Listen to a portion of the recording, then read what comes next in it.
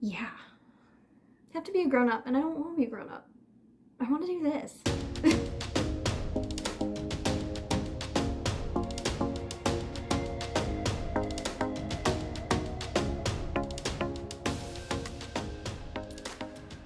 Hello, welcome back to Code 187. Today's content is a little bit different. It is not true crime. If you are looking for that, there will be playlists and videos somewhere else. My channel is 99.9% true crime. But I'm starting to get into the little 1%. And I don't really do vlogging because my life is not that interesting. So I'm going to start talking about my journey with self-development and goal setting and careers and things like that. And if you guys don't like it, that's completely fine. I understand. But it's more for me. It's more as a track of my journey, and I just like putting good out in the world as well instead of some of the crime stuff. So this is a little more positive video, and we're gonna dive into it. All right, so growing up, as far as careers, for a while I wanted to be a singer. That obviously did not work out. And then when I got kind of like older, into like my mid-20s, I was like, maybe I'll be a inspirational speaker or a comic. So I went into true crime, which is both inspirational and funny. Yeah, I don't know where that came from, but I also enjoy writing. I enjoy researching. So the path that I am on is exactly where I am supposed to be. And I wholeheartedly believe that. The one thing about me and careers is I've always done helping other people. I have always been either a social worker or a childcare provider, something that helps others. And I love that. I love being able to help every day. But the journey I am on now is more about helping myself. I am thankfully in a good position where I get to work on myself, self-development and goal setting and things like that I really have ignored in the past.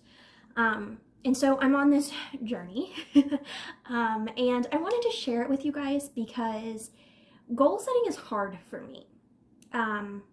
I look at goal setting like stuff on Google and on Pinterest, and I'm like, I don't know what I'm doing. I don't know what my goals are. I don't know where to go.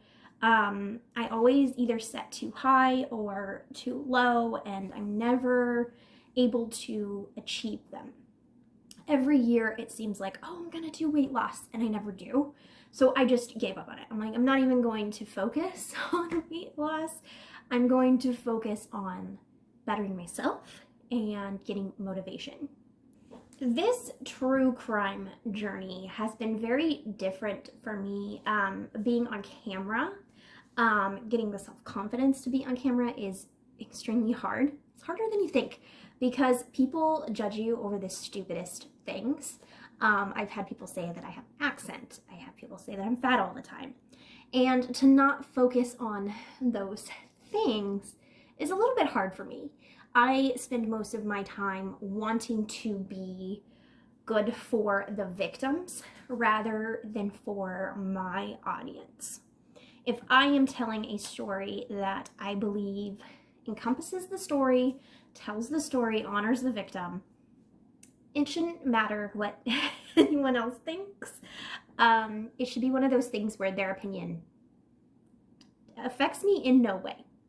It's also very interesting to me that I have 300 some odd people that like what I create and what I put into the world.